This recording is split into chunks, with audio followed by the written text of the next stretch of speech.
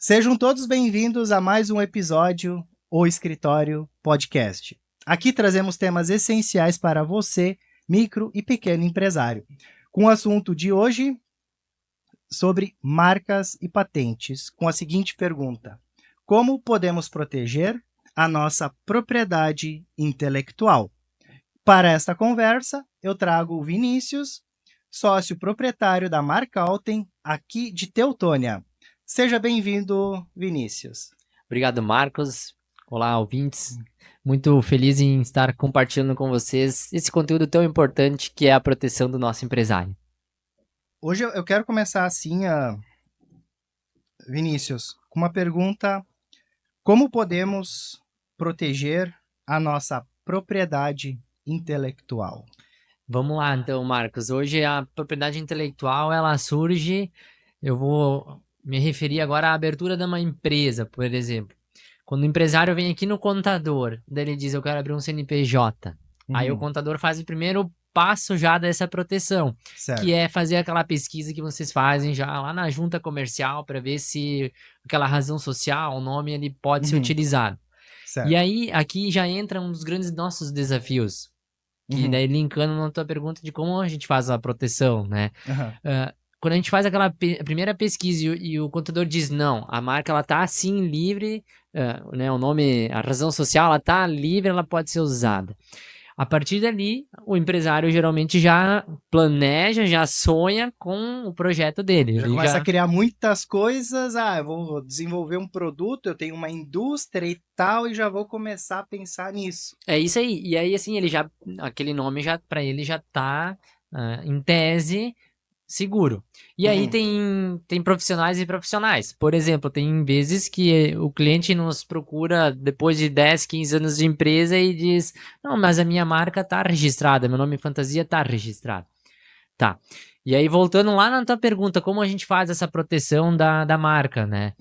Hoje, a gente registra essa marca lá no Instituto Nacional da Propriedade Industrial, que é o INPI.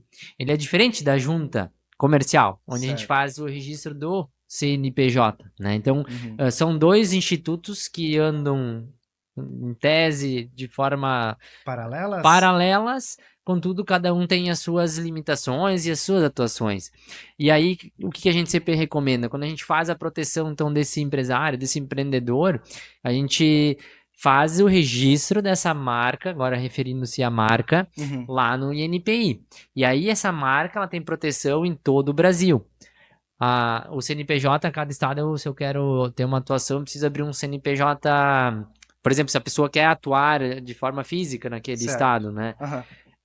Tem essas limitações específicas, né? A marca não, eu tenho a marca com um processo, eu registro ela em todo o Brasil. Todo o território nacional. Então, no que se refere à proteção da marca, esta é a forma correta de ser feita, né? Por meio do registro junto ao órgão do INPI. Né? Tá. E o primeiro passo, então, por exemplo, eu desenvolvi o nome da minha empresa, bonitinho lá, e agora eu quero registrar ele. Como é que eu vou começar no primeiro passo? Como é que vai funcionar isso aí? E aí a gente tem dois tipos de auxílio nesse momento. Tem um empresário, né, um empreendedor que já fez aquela pesquisa prévia, já olhou no Google lá se não tem uma marca semelhante, já olhou lá nas redes sociais se tem alguma questão semelhante ou não, e chega até nós e diz, eu quero registrar a marca X. Agora, o X não dá para usar, porque o X é uma marca do antigo Twitter, né? No Brasil, Então, quer registrar determinada marca. E aí a gente geralmente faz uma pesquisa, mesmo que o cliente já traga uma pesquisa, a gente usa softwares próprios de busca e para verificar se não tem nenhuma marca semelhante ou que possa colidir. E aí a gente faz essa pesquisa e com o resultado sendo positivo, a gente informa para o cliente, a marca ela pode ser registrada. E aí tem aquele cliente, às vezes, que já vem com uma marca que não fez a pesquisa, mas ele já... Tem alguma coisa em mente, assim. Em mente. Então, assim, a gente auxilia na pesquisa e na proteção prévia desse registro, assim, para a gente verificar se a marca ela tá com algum uso no Google, se ela tem algum uso nas redes sociais. Hoje tem os marketplaces, por exemplo, como o Mercado Livre, se já não tem um comerciante utilizando algo semelhante. Então, antes de fazer o processo do registro, a gente faz essa pesquisa prévia ampla. Por quê? Hoje, embora eu possa registrar uma marca, mas se eu sei que tem alguém usando e eu registro ela de má fé, só para pegar aquela onda já que o cliente lá, que a outra empresa fez, mas não registrou, eu tô agindo de má fé, então eu, como profissional, eu tenho que trazer todos os caminhos para o meu cliente. Ou às vezes realmente tem duas ideias iguais, uma empresa já está constituída e não registrou a marca, e a outra quer surgir no mercado e registrar, mas os nomes são iguais. Então, nesse caso, a gente também faz essa ressalva para alertar que já tem uma marca em uso, algo nesse sentido, quando o cliente está criando algo, né? Só deixa eu te perguntar nessa questão de registrar a marca. Por exemplo, se uma empresa já tem uma marca, um nome, fantasia, alguma coisa nesse sentido, e eu criar um nome numa outra cidade igual, sendo que a dessa primeira empresa não está registrado, e ela já está muitos anos no mercado, e eu for registrar a minha marca com o mesmo nome, o que pode acontecer nisso aí? E aqui a gente tem um ponto bem importante, Marcos. A lei de propriedade industrial, ela diz o seguinte: aquela pessoa que usa a marca 6 meses antes de boa fé, ela tem preferência no registro. Contudo, tem 60 dias para eu fazer essa oposição dentro do processo. Recorrer? O Marcos está usando uma marca já há anos no mercado, 20, 30 anos no mercado e nunca registrou a marca. E o Vinícius vai lá e vai registrar a marca do Marcos no NPI. O Marcos tem 60 dias do dia do meu Da tua entrada. da publicação do meu pedido para fazer uma oposição e se opor ao meu pedido e conseguir anular o meu pedido e ele registrar dele. Então esse aqui é o principal cuidado assim que a gente sempre ressalta para o nosso cliente. Não é porque tua marca tá 30, 20 anos no mercado, que tu usa ela há mais tempo, que a lei te garante esse uso, que se tu dormir num ponto, tu não pode perder ela. Um ponto bem legal nesse sentido é o cachorro do Rosário ali, quem é gremista e vai pra arena, tem dentro da arena ali essa marca. É uma marca bem conhecida em Porto Alegre, e ali teve um conflito entre pai e família, que o filho ele não seguiu mais os caminhos do pai, ele registrou essa marca, e o pai, ele não, por mais que foi o criador da marca, não registrou, perdeu todos os prazos que tinha para impugnar, e aí acabou que hoje a marca é do filho e o pai usa a marca Cachorro do R.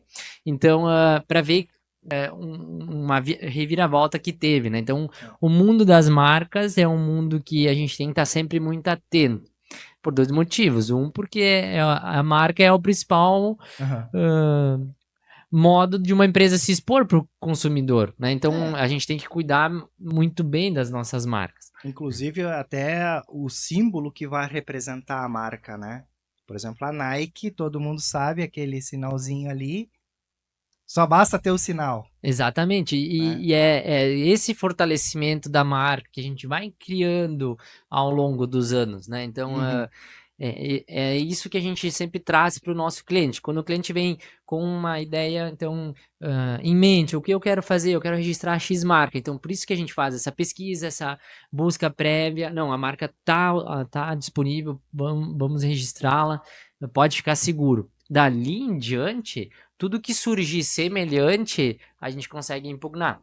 Que daí é possível fazer essa impugnação, né? Uma coisa que veio na minha cabeça agora, eu já recebi ligações de empresas especializadas de registros de marcas e patentes, enfim, dizendo que alguém estava tentando registrar a minha marca. Hoje é a Altman Contabilidade, né, tentando registrar. Eu fiquei pensando, bom, é meu sobrenome, né? Pensei, será isso é verdade? Isso pode acontecer? Então, Marcos, esse ponto ele é bem importante, porque essas empresas que ligam pra gente, se você não registrar a marca até hoje de tarde, tem um outro concorrente querendo registrar essa marca. Esse tipo de empresa são empresas que geralmente elas trabalham com o medo, e a gente contra esse tipo de atuação. Uhum. Primeiro porque a gente tem que trabalhar com educação, com informação para o cliente. Não é eu chegando apontando uma arma para ti que tu vai comprar de mim, né? Então, Meio que forçando uma venda assim de uma forma muito incisiva e que não condiz com a realidade, né? Aham. Então, esse ponto, quando a gente receber uma ligação de uma empresa falando que tem outra querendo registrar a marca, a gente tem que abrir os olhos assim, e olhar isso com cautela, porque às vezes pode ser que tenha, mas quando eles falarem, se tu não me dá um retorno até hoje de tarde, tua marca vai ser perdida, aí é algo que a gente pode considerar assim abusivo e quase que um golpe, né? Uma coisa assim, pra mim veio logo na questão de ser um golpe, né? Aí o que que eu falei pra pessoa?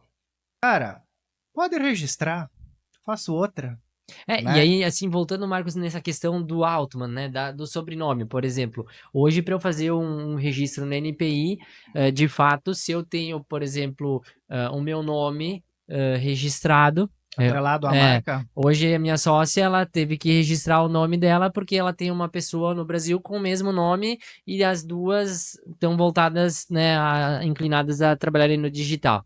Então, a primeira que registrou o nome pode usar ele comercialmente naquela atuação.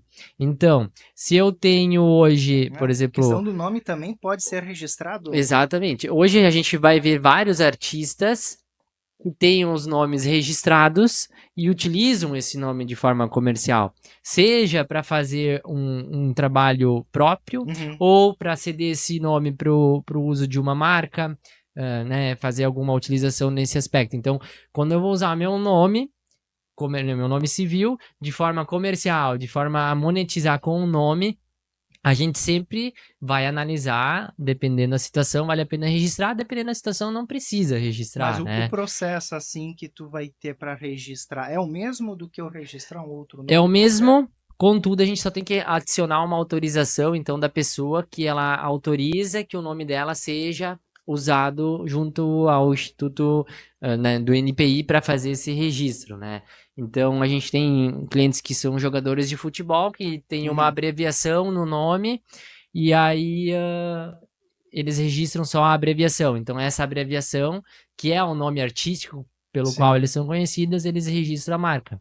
E o sobrenome é um caso peculiar, porque no momento que eu tenho só um Altman Contabilidade, eu não poderia ter outro Altman Contabilidade no mesmo ramo de atuação. Seria contabilidade, então. Então hoje a gente tem nos escritórios de advocacia, eu já vi que teve discussões, porque o escritório de advocacia, o advogado, ele é obrigado, se vai abrir um escritório, em utilizar o sobrenome, né? Ou nome e sobrenome. Eu não posso ter um nome criado, um nome fantasia, né? O melhor escritório, o escritório onde só você ganha as causas, né? Isso não posso usar um nome fictício, então eu preciso usar um nome, o sobrenome, né? Então ali tem-se uma discussão, às vezes, que tem pessoas com o mesmo sobrenome. Eu já vi discussões dizendo que um escritório registrou a marca e o outro não, então o outro teria que usar o nome completo em vez de usar só o sobrenome.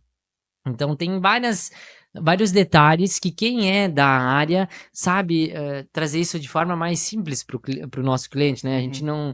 Hoje a gente está trazendo informações, eu estou trazendo essas questões assim, mas a gente sempre traz isso de forma bem sintetizada e simples para o nosso cliente, para ele estar seguro na atuação dele, né?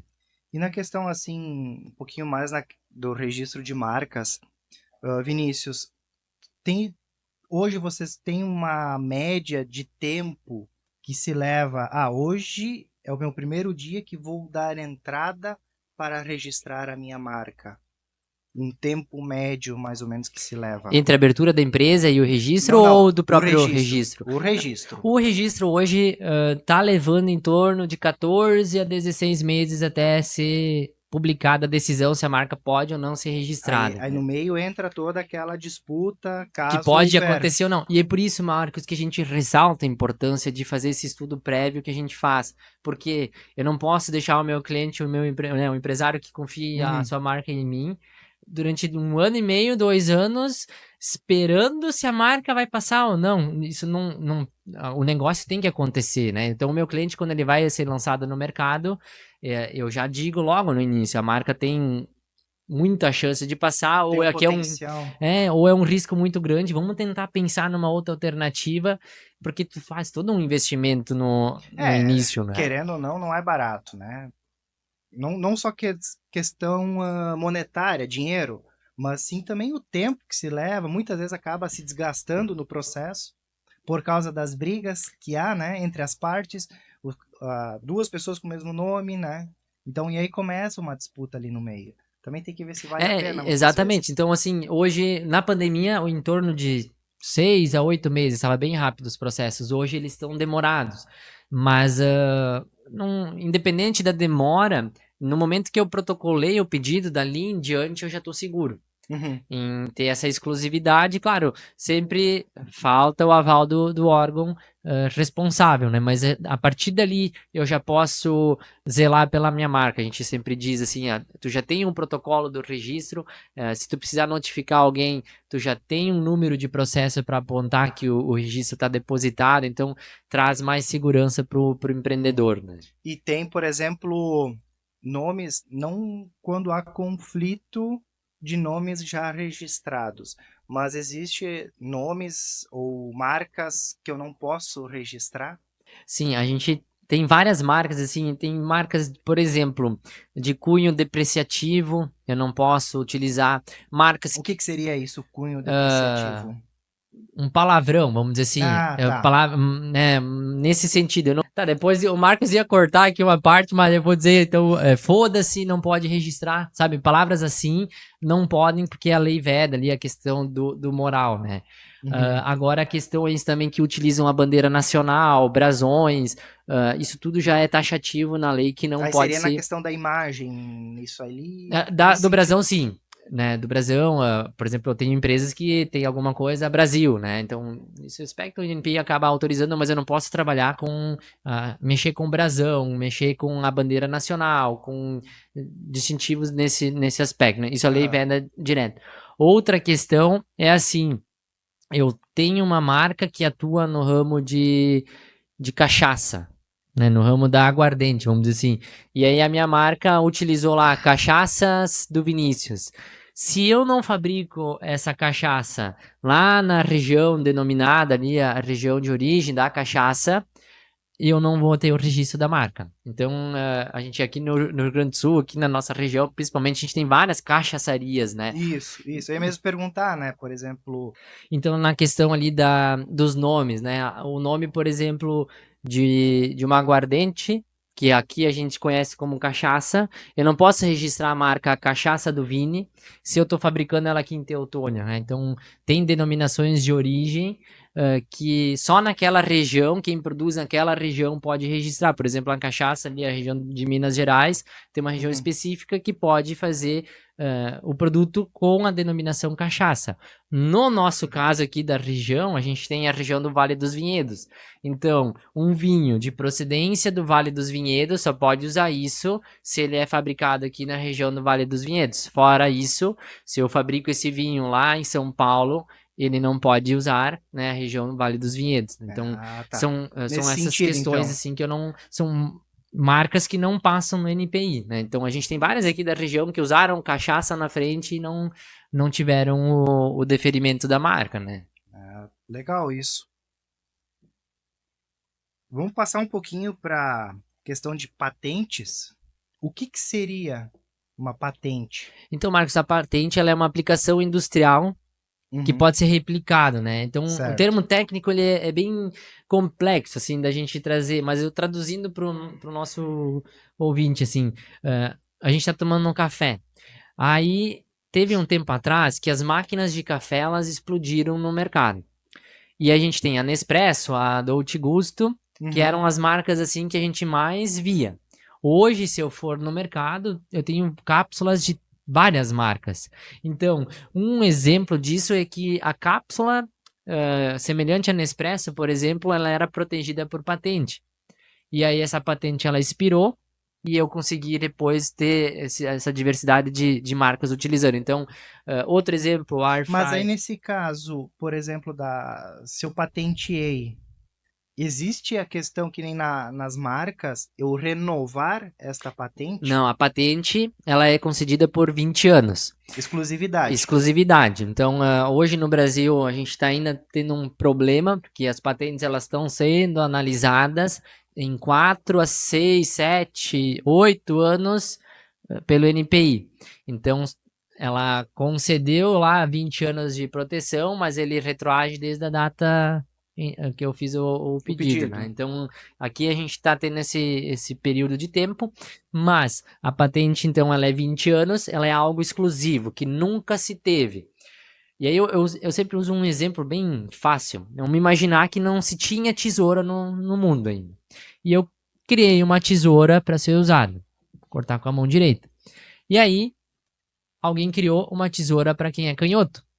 A partir disso surge o modelo de utilidade. É que eu melhoro algo que era uma patente e eu crio um modelo de utilidade. Esse modelo de utilidade, ele é protegido por 15 anos. Então, por exemplo... Que já tem algo similar nesse sentido? A legislação, ela trouxe essa diminuição no tempo, vamos dizer assim, mas a proteção conferida a elas são semelhantes, assim, elas são exclusivas, né? Contudo, limitado nesses dois períodos, assim, modelo de utilidade 15 anos e a patente em 10 anos. Então a gente traz para o exemplo prático, assim, a gente tem vários clientes de modelo de utilidade que geralmente é o que mais se tem, assim, né? Não em aspecto industrial falando, mas que a gente vê que é mais prático de ser alterado. Então já criou-se algo inovador e eu vou fazendo melhorias. Por exemplo, a gente tem um cliente nosso que ele tem uma máquina que compacta a silagem. Então é uma máquina que é pro agricultor ali da economia familiar e ele consegue sozinho fazer a compactação da silagem. A silagem sai, tu bota um saco, ela sai ensacada, pronta para fazer o estoque. Aí tu quer utilizar essa silagem em indústria familiar, quando tu não tem uma necessidade de bovinos tão grande, enfim, ou né? até não tem tanto lugar para estocar. Para estocar, e aí tu tem os sacos todos eles em 1 metro por 50 centímetros, assim, sacos empilhados, aí tu, abrindo um saco, tu dá para uma refeição, vamos dizer assim, né? E aí eles tiveram essa invenção de ajustar algumas questões num equipamento que já era comum, assim, todo mundo já ouvia falar em sacar silagem. Só que a forma que eles fizeram essa modificação trouxe benefício pro trabalhador rural, certo. E eles conseguiram esse modelo de utilidade.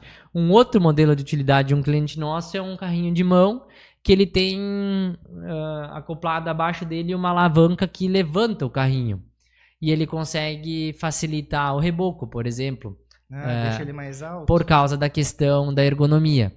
Então, assim, são melhorias que vão sendo feitas nos equipamentos que trazem uma solução para o consumidor lá na ponta, né? Então essas questões todas a gente consegue proteger ou por meio de patente, quando é algo inovador e não tenha nada no mercado ainda, ou por meio de um modelo de utilidade que é a melhoria.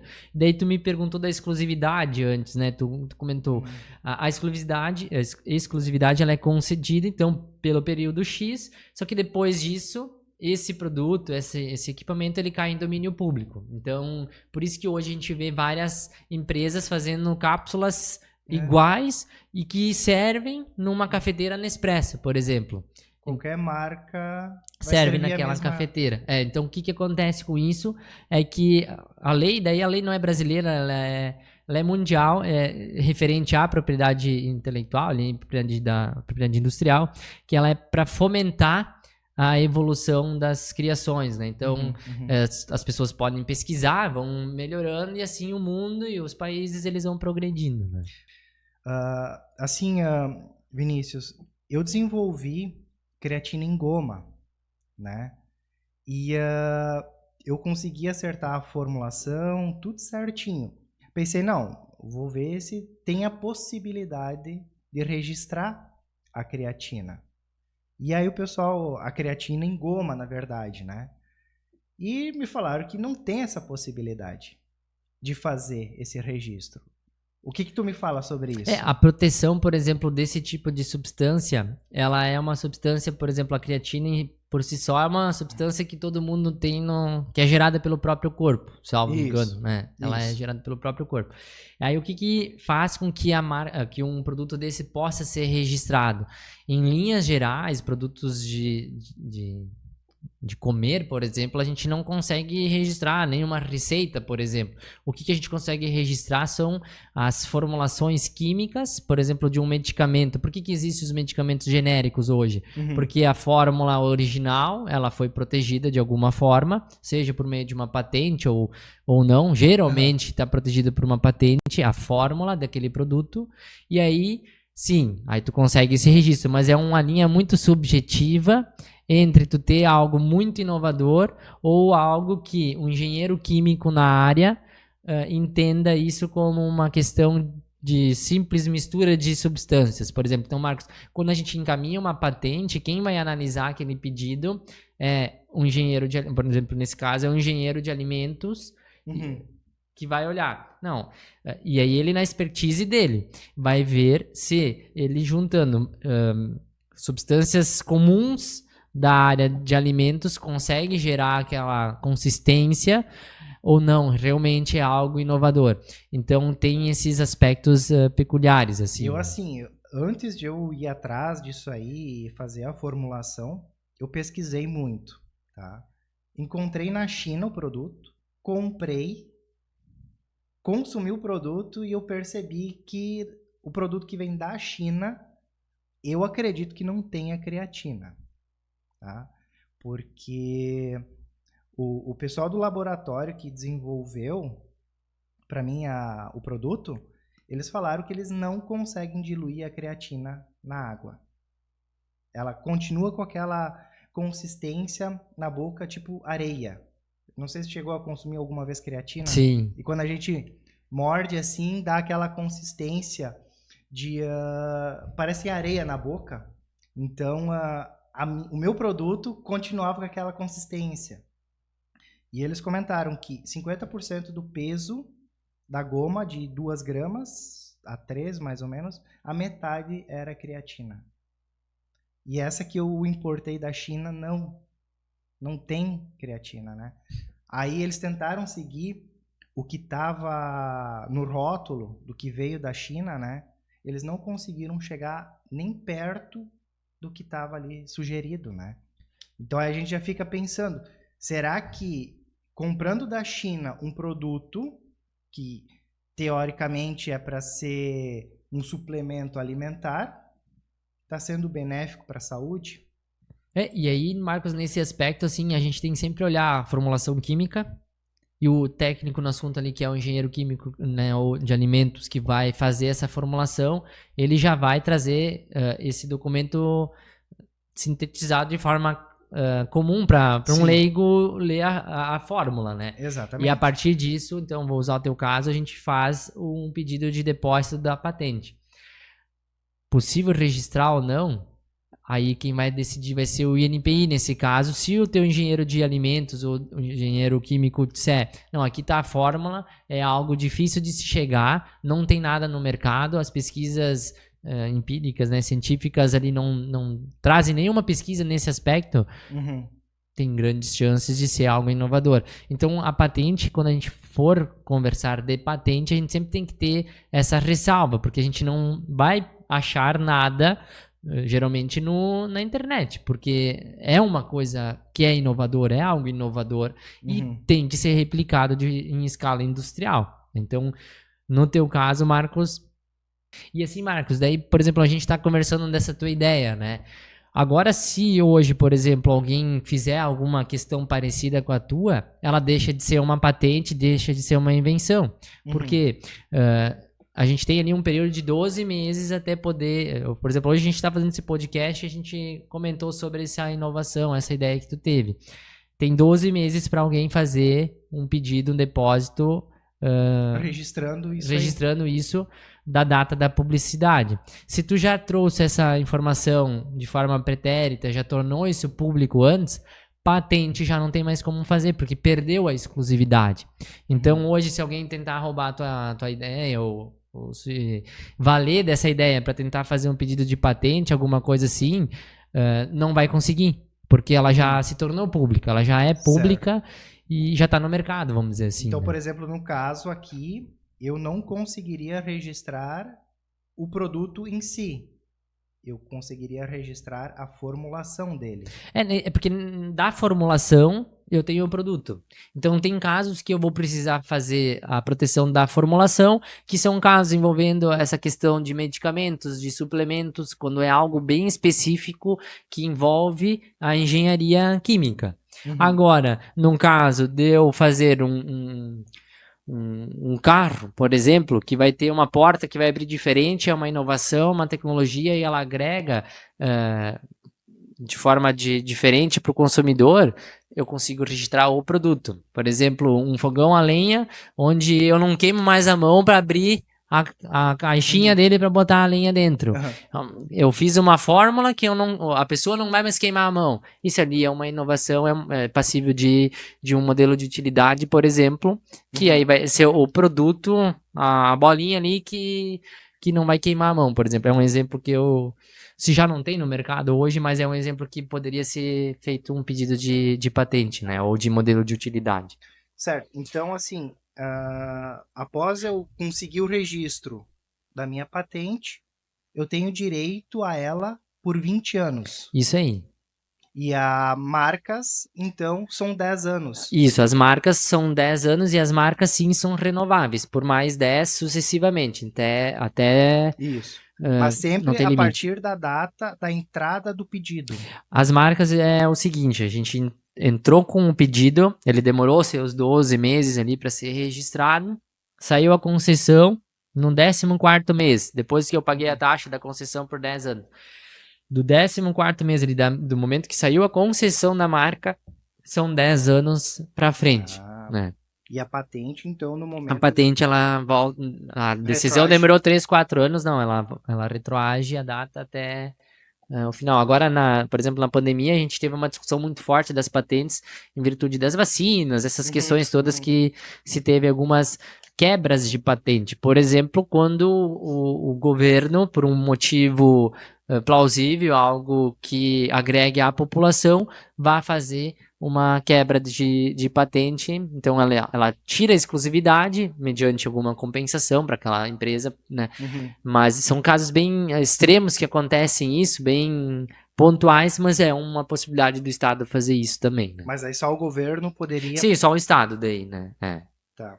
Na questão assim, por exemplo, se eu tenho a minha marca registrada e uma pessoa, uma outra empresa, quiser utilizar dela, aí pagaria royalties ou como é que é isso? Pagaria alguma coisa por utilizar o meu nome, por exemplo? Isso aí, a gente faz aí, nesse caso, é um contrato, né, de cessão e licenciamento de marca, e aí nesse contrato a gente vai estipular quanto vai ser a compensação aí para esse uso, né? Então, a gente, por exemplo, tem várias marcas aí que são... A própria franquia é uma forma bem fácil da gente ver, Isso, a franquia, que são empresas, né, franqueadas que pagam um licenciamento por mês para poder serem vinculadas à marca principal da franquia, né? Então, um exemplo clássico de licenciamento de marca são as franquias, né? Legal.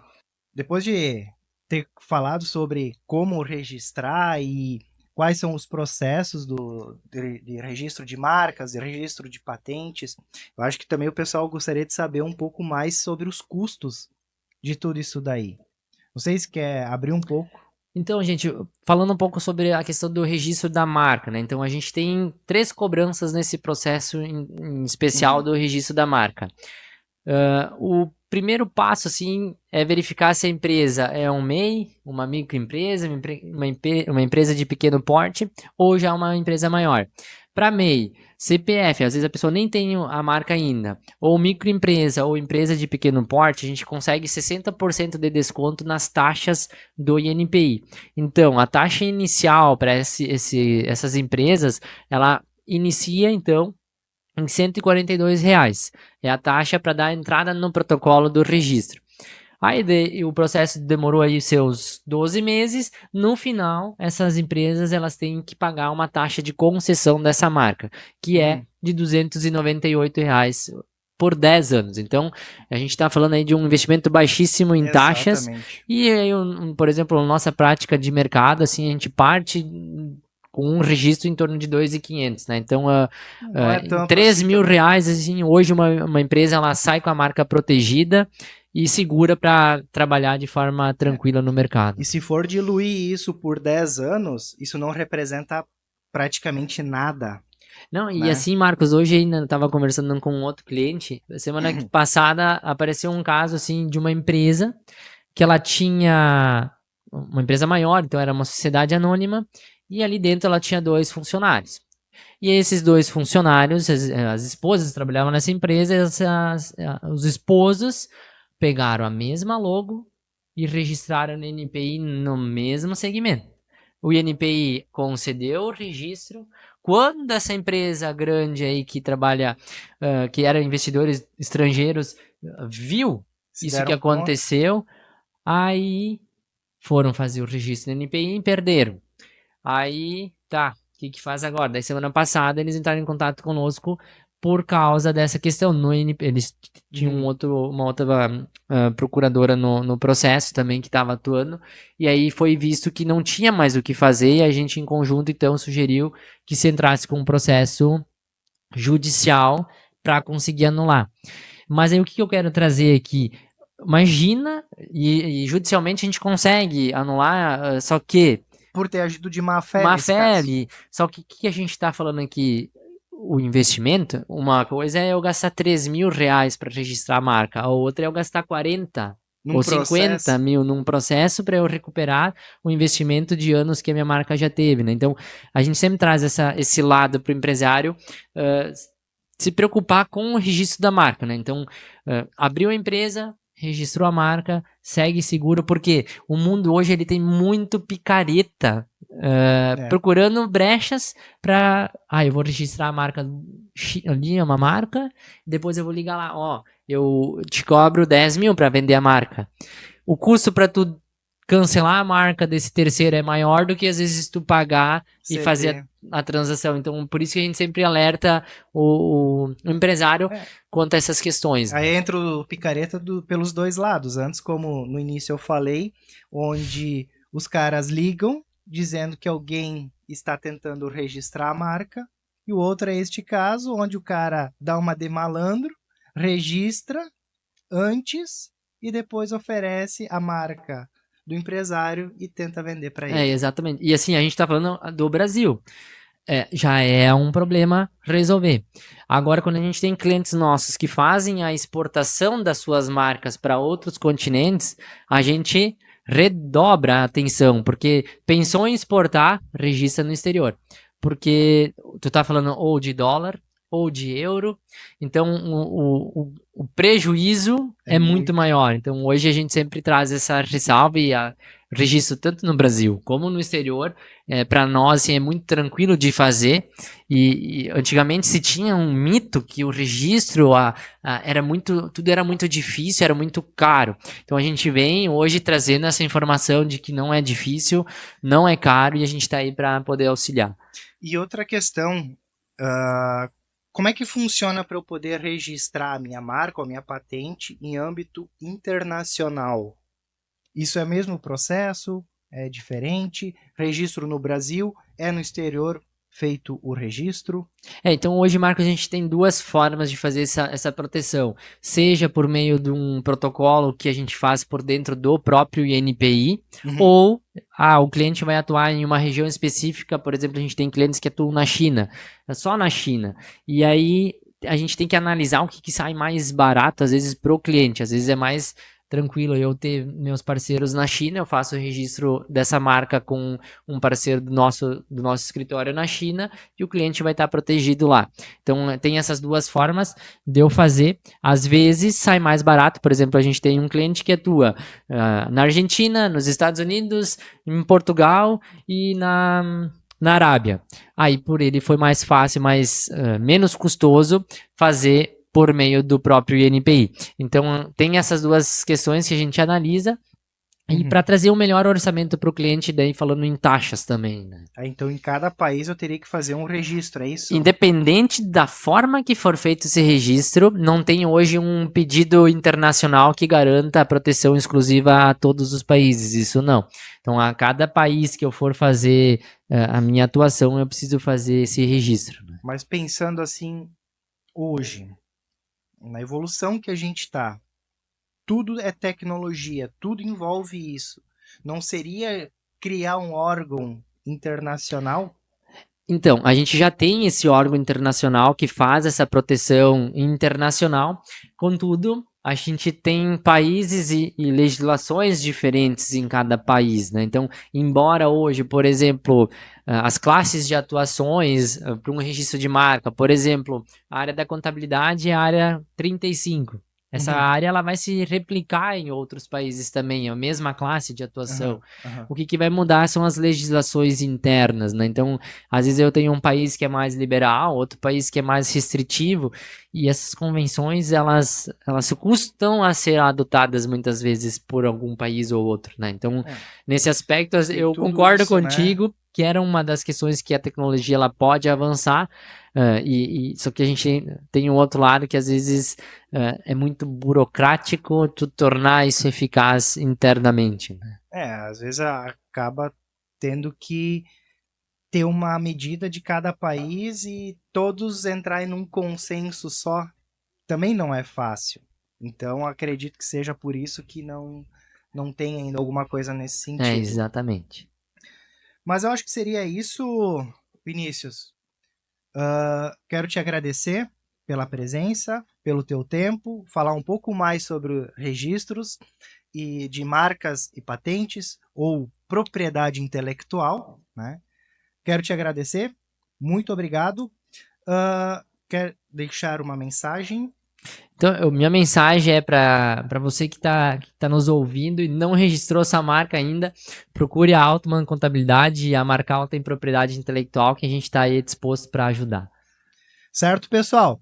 Não deixe de se inscrever, deixa o like, compartilha. Até a próxima. Fui!